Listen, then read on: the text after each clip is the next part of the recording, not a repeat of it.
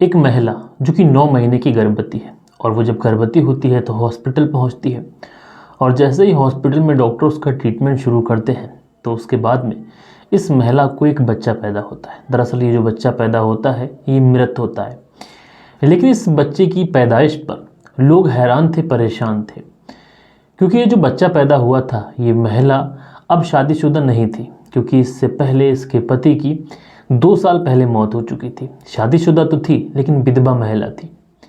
अब लोगों के लिए ये बहुत परेशानी का मामला था कि आखिर कोई विधवा महिला जिसका पति 2 साल पहले मर चुका है वो आखिर कैसे गर्भवती हो सकती है। लेकिन ये जो महिला थी ये घबराती नहीं है, ये लोगों को उसका जवाब देती है। और यकीनन दोस्तों जब पूरा मामला खुल के सामने आता है तो कहीं ना कहीं आप लोग भी हैरान हो सकते हैं, परेशान हो सकते हैं कि समाज के अंदर कुछ इस तरीके के घिनौने लोग पड़े हुए हैं जो कि मौके का फ़ायदा उठाकर कुछ इस तरीके का कृत्य करते हैं।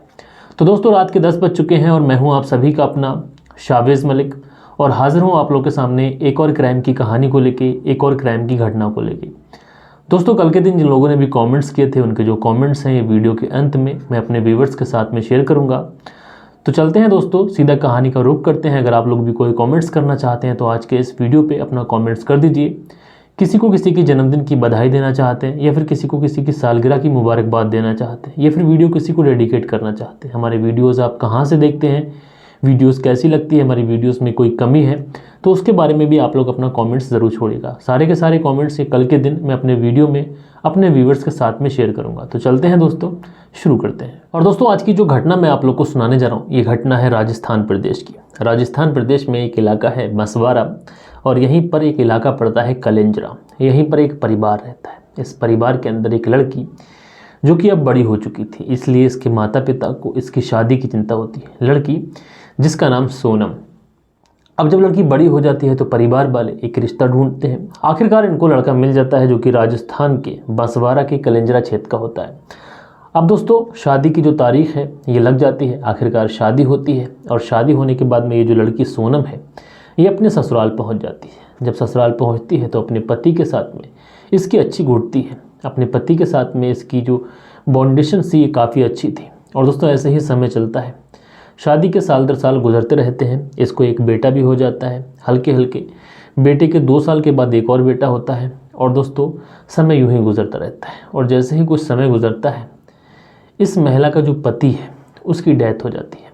जब इसकी महिला के पति की डेथ होती है तो जो बड़ा बेटा है इसकी उम्र 12 साल होती है और जो छोटा बेटा है इसकी उम्र 10 साल होती है। पति की मौत के बाद ये महिला बिल्कुल अकेली हो चुकी थी, तनहा हो चुकी थी। इस महिला का कोई सहारा नहीं था, महिला पूरी तरीके से टूट चुकी थी। इसीलिए ये महिला एक दिन फैसला करती है कि कुछ दिनों के लिए अपने मायके जाएगी, अपने पिता के घर जाएगी। राजस्थान के शंभूपुरा जहाँ पर इसके पिता रहते हैं वहाँ पर आखिरकार ये महिला अपने दोनों बच्चों को लेकर किसी तरीके से पहुँच जाती है। अब जैसे ही वहाँ पर पहुँचती है कुछ दिन गुजरते हैं, हल्के हल्के इस महिला का जो पेट था वो सामान्य अवस्था से बड़ा होने लगता है। अब जब पेट सामान्य अवस्था से बड़ा होता है तो कहीं ना कहीं ये महिला इस बारे में अपने पिता को भी बताती है, अपनी फैमिली में भी इस बात का जिक्र करती है, लेकिन फैमिली वाले भी इस महिला का साथ देते हैं। और उसके बाद में दोस्तों जो है समय गुजरता रहता है और समय गुजरता है। उसके बाद में अचानक से एक दिन इस महिला के पेट में खूब ज़ोरों का दर्द उठता है। जब ज़ोरों का दर्द उठता है तो परिवार वाले राजस्थान के शंभूपुरा में ही एक हॉस्पिटल पड़ता है तलवाड़ा, यहीं पर इस लड़की को लेके जाते हैं, यानी इस विधवा महिला को लेके जाते हैं। अब जैसे ही वहाँ पर लेके पहुँचते हैं डॉक्टर जो है वो ट्रीटमेंट स्टार्ट करते हैं और उसके बाद में दोस्तों इस महिला को एक मृत बच्चा पैदा होता है, जो बच्चा पैदा होते ही मर चुका था। लेकिन इस बच्चे की जब पैदाइश होती है तो सारे लोग हैरान होते हैं, परेशान होते हैं कि आखिर इस महिला के पति की डेथ लगभग 2 साल पहले हो चुकी है, तो ऐसे में कोई महिला आखिर कैसे गर्भवती हो सकती है। अब दोस्तों जब इस तरीके की बातें जब गांव के अंदर फैलती हैं, उस लड़की के मायके के अंदर फैलती हैं, तो धीरे धीरे ये बात आग की तरह पूरे गांव के अंदर फैलती है, पूरे कस्बे में फैल जाती है और लोग तरह तरीके की बातें करने लगते हैं। अब जब बातें करते हैं तो कहीं ना कहीं जो परिवार है उसके लिए बड़ा दूभर था, क्योंकि परिवार अपना तो बाहर निकल पा रहा था, परिवार के लिए मुश्किलें जो है वो लगातार बढ़ रही थी। इसलिए परिवार वाले भी उस महिला से पूछते हैं और उससे कहते हैं कि जो सच है उस सच को तुम बताओ। और इसलिए ये जो लड़की है सोनम ये अपने उस मृत बच्चे को अपनी गोद में लेती है और पहुंच जाती है वहीं के पुलिस स्टेशन। जो यहाँ पर एसपी साहब होते हैं जिनका नाम राजेश मीणा, उनके सामने जाकर ये महिला रोने लगती है अब जब एसपी साहब इस महिला को रोते हुए देखते हैं, इसके जिस्म पर जो लिबास देखते हैं, सफ़ेद साड़ी देखते हैं, इसके गोद में एक मृत बच्चा देखते हैं, तुरंत वो एकदम से अलर्ट हो जाते हैं। उनके तो मानो जैसे उनके ऊपर बिजली सी कौंध पड़ी हो गई। एक विधवा महिला है, उसके हाथ में एक मृत बच्चा है, आखिर पूरा मामला क्या है। इसलिए वो अपने जो भी वहाँ पर ऑफिसर होते हैं, जो भी वहाँ पर पुलिस वाले होते हैं, उन सब से कहते हैं कि इस महिला को लेके अंदर आओ। उसके बाद में इस महिला को बिठाया जाता है और उससे पूछा जाता है बहुत प्यार से कि बेटा बताओ आखिर बात क्या है। तो उसके बाद में ये जो महिला है ये एक कहानी सुनाती है, और यकीनन दोस्तों ये जो कहानी सुनाती है वो अपने आप में हैरान करने वाली होती है। ये महिला बताती है कि साहब मैं राजस्थान के शंभूपुरा के इलाके की रहने वाली हूँ, और मेरी शादी राजस्थान के बसवाड़ा के कलिंजरा क्षेत्र में हुई थी, और शादी के कुछ साल के बाद मुझे 2 बच्चे हुए, लेकिन उसके बाद में कुछ ऐसा हुआ कि मेरे पति की मृत्यु हो गई। अब जब मेरे पति की मृत्यु हो गई तो मैं अपने दोनों बच्चों के साथ अपनी ज़िंदगी जैसे तैसे बसर कर रही थी। हालांकि मुझे अपने पति का बहुत ज़्यादा गम था और मैं उस गम को भुला नहीं पाई थी।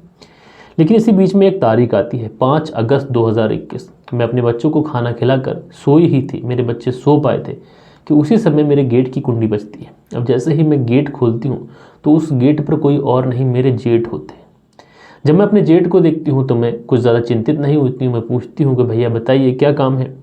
तो मेरे जो जेठ है सोहन, ये अपनी जेब से एक चाकू निकालते हैं और चाकू निकालकर मेरे गले पर रखते हुए कहते हैं कि जो मैं तुमसे करना चाहता हूँ वो करने दो, अगर तुम विरोध करोगी तो तुम्हारे साथ कुछ अच्छा नहीं होगा। उसके बाद में जो मेरे जेठ सोहन है ये मेरे साथ में मुँह काला करते हैं, मेरे साथ में दुष्कर्म करते हैं और उसके बाद में वहाँ से फरार हो जाते हैं। उसके बाद ये सिलसिला जो है वो आम हो जाता है। वो लगातार मुझे धमकाते हैं, डराते हैं और मेरे साथ में इस तरीके का दुष्कर्म करते हैं। लेकिन इन्हीं सारी वजहों की वजह से आखिरकार ये महिला गर्भवती हो जाती है। जब महिला गर्भवती हो जाती है तो इस बारे में ये अपने जेठ सोहन को बताती है। वो उससे कहती है कि वो गर्भवती हो चुकी है।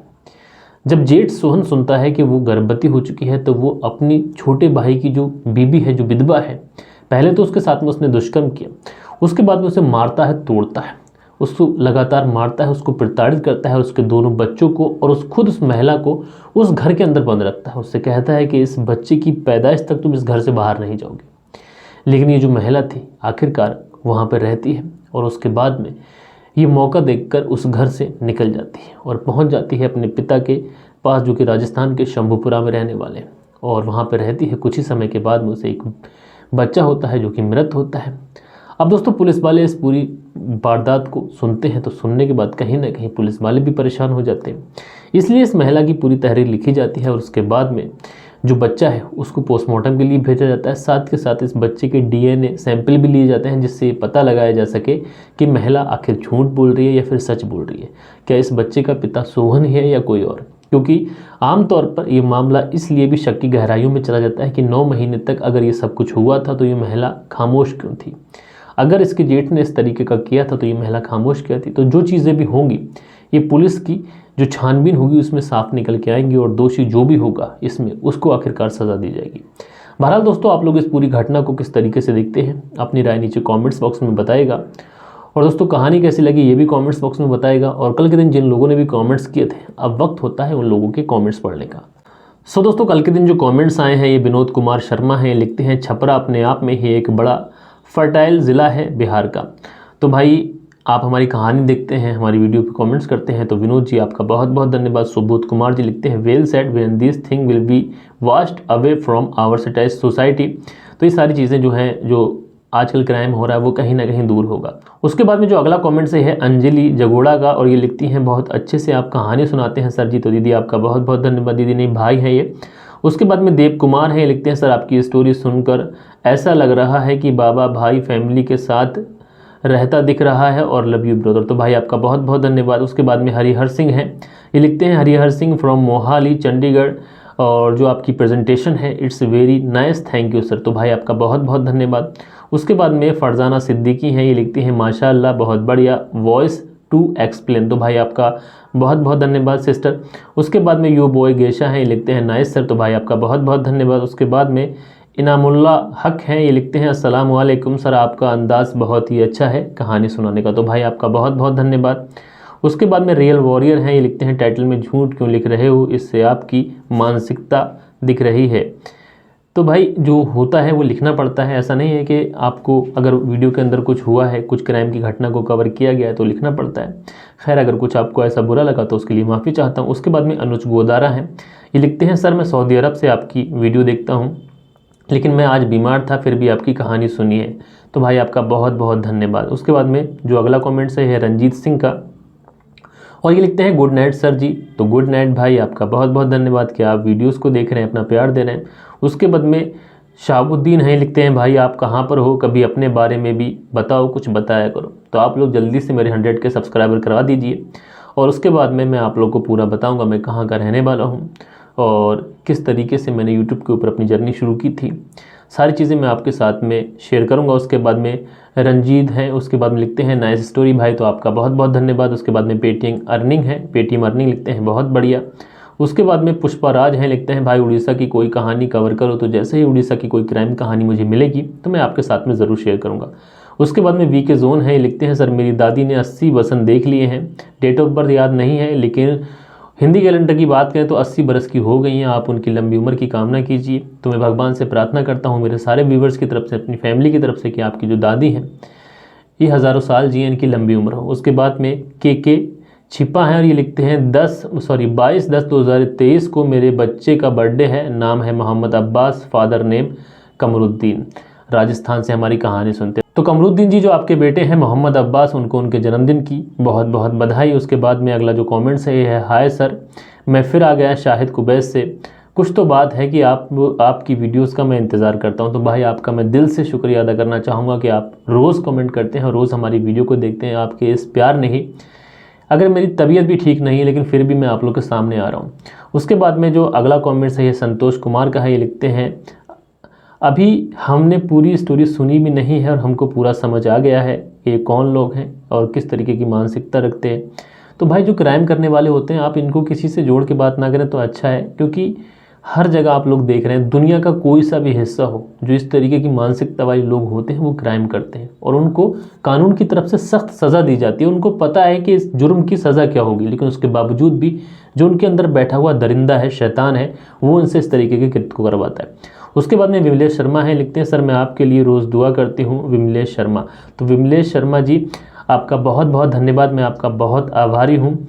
उसके बाद में के छिपा है, लिखते हैं क्राइम किसी भी धर्म का क्राइम होता है, और जो इस तरीके के क्राइम करते हैं उनके रियल फ़ोटो डाला करो। तो कुछ कहानियाँ ऐसी होती है जिसमें नाबालिग के साथ में क्राइम हो जाता है तो उनके फ़ोटोज़ नहीं दिखा सकते, इसलिए सिम्बॉलिक पिक्चर जो है वो डाली जाती हैं।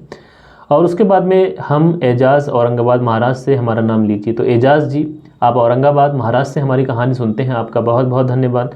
नासिर पठान और लिखते हैं सर आज मेरी तबीयत ठीक नहीं है, दुआ करो। तो भाई नासिर पठान जी जल्दी से आप ठीक हो जाएं, मेरे और मेरे व्यूवर्स की तरफ से यही दुआ है। उसके बाद में जो अगला कमेंट से है सुनील त्यागी का, लिखते हैं कल तबीयत ख़राब हो गई थी इसलिए कहानी नहीं सुन पाया, रेनू सुनील त्यागी सनाशियाना बुलंदशहर से। तो भाई जल्दी से आप अपनी तबीयत ठीक कर लीजिए, क्योंकि आपका जब कमेंट्स आता है तो दिल से बहुत अच्छा लगता है। उसके बाद में अर्जुन कुमार गुप्ता हैं, लिखते हैं दिलीप कुमार गुप्ता कानपुर से। तो भाई आपका बहुत बहुत धन्यवाद। उसके बाद में जो अगला कमेंट है जोगिंदर सिंह का, और ये लिखते हैं मुस्लिम समुदाय से होंगे, आजकल हिंदू समाज में भी ऐसा हो रहा है। तो भाई आपका बहुत बहुत धन्यवाद कि आप हमारी वीडियोस को देख रहे हैं, अपने कमेंट्स कर रहे हैं, और भाई आप लोगों को कहानी कैसी लगी कमेंट्स में ज़रूर बताएगा। तो ये कुछ कमेंट्स थे जो कल के दिन आप लोगों ने किए थे।